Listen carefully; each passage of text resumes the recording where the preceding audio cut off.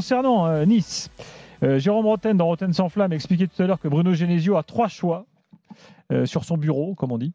Nice, Lille ou l'Arabie Saoudite. À Nice, on parle d'un ticket lyonnais, Genesio, Maurice. C'est ce qui est dans les tuyaux, presque bouclé. Donc Ghisolfi est à Rome, c'est fait. Oui, officiel. Ghisolfi est à Rome, c'est fait. Et Farioli est à l'Ajax. Presque à l'Ajax. Ouais, c'est fait aussi.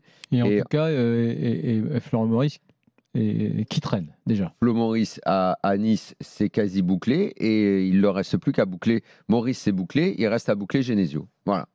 Ils ne sont pas partis en super bon terme quand il y a eu séparation à Rennes. C'est plus complexe que ça, leur relation. Leur relation, c'est que il y a eu des accrochages, mais comme normaux, même ils s'apprécient beaucoup. Ils sont très loyaux l'un envers l'autre. Je vais prendre un exemple sur une situation sur les défenseurs centraux, puisque ça a été une des grosses critiques pour Maurice. Le gros défaut de Florent Maurice a été justement de se braquer, de ne pas communiquer un peu plus pour expliquer tout ça, parce qu'il avait dit, voilà, que quand il a proposé des joueurs à Genesio et que Genesio estimait que ce joueur n'était pas suffisamment haut, costaud, il a dit dans ce cas-là, si c'est pas du top, je préfère essayer de gérer avec les jeunes en gros que tu vois. Donc, et après Florent Maurice dit moi je m'en prends plein la gueule alors que j'avais des propals et tout. Donc sur ce genre de sujet, ils se sont accrochés, mais accrochés en mode en réunion, sans jamais se brouiller définitivement. D'ailleurs, quand Genesio a quitté Rennes, il a fait une dernière bouffe à laquelle évidemment Florian Maurice était.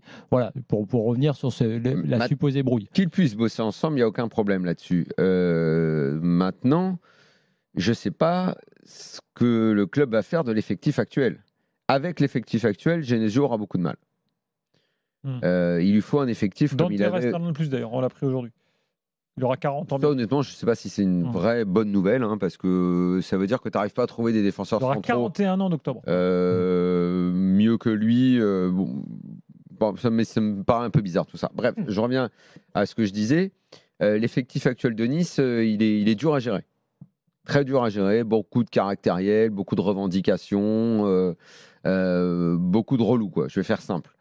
Il va falloir le changer beaucoup. Et au club, on espère faire un grand ménage.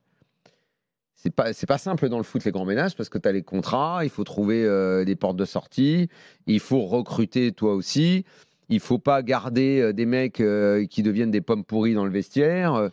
Avant, c'est très bien qu'on s'intéresse aux tickets.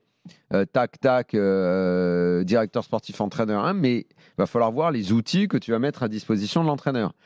Et de ce côté-là, il y a du boulot pour construire un effectif qui satisfera Genesio, quand même. Et il y a une interrogation, parce que sur le leadership dans le vestiaire, qui est un truc toujours important, ça a été, à mon avis, sur certains cas, l'une des limites de Genesio quand tu as... je ne parle pas forcément de vestiaire compliqué où il y a des gars difficiles à gérer. Sur le leadership avec des joueurs importants, enfin tu vois, là-dessus, il a encore un truc à prouver, Genesio. Donc, en fonction, comme tu le dis, du vestiaire et des recrues, c'est important à savoir. Maurice a beaucoup de choses à se faire, entre guillemets, pardonner par rapport à des choix qu'il a pu faire aussi. Moi, j'ai jamais été totalement fan de ses recrutements. Mais il a aussi trouvé des choses, puisque tu vois, il a fait faire de bonnes affaires à Rennes. Donc, si tu veux, mais il faut juste voir, je dis ça en disant défi. Parce que là, maintenant, Maurice, il a beau dire, pour sa défense, des tas de choses, il y a eu des manques, clairement, et l'effectif de Rennes aujourd'hui, c'en est une preuve. Donc, s'il va là-bas avec un coach, moi, j'aime bien l'idée d'avoir un binôme. Ça, là-dessus, je trouve ça assez bien. On a assez critiqué le fait de ne pas avoir des choses organisées. Oui, ça ne veut pas dire que parce que tu n'arrives pas ensemble, tu ne vas pas t'entendre avec le mec là. Non.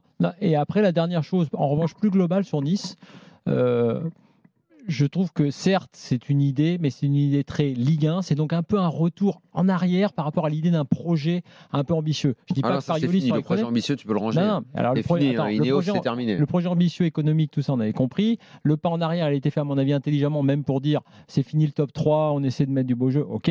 Maintenant, je dis juste sur le projet sportif qui était censé remplir le stade. Genesio a fait des bonnes choses aussi à Rennes, peut-être que ça marchera. Je dis juste qu'ils étaient partis sur un truc sans doute un peu plus ambitieux en essayant d'aller chercher des idées un peu plus novatrices. Peut-être qu'effectivement, les supporters se sont un peu emmerdés cette année, offensivement parlant. Là, tu reviens sur un truc peut-être plus classique, plus Ligue 1, et qui peut être intéressant, mais on voit effectivement qu'il y a redimensionnement du projet à tous les étages. Pour finir sur Nice, le patron du centre de formation s'en va aussi, il s'appelle Manu Pires. Digard devrait partir aussi. Et Digard est également sur le départ, donc vraiment il y a un grand chamboulement à Nice.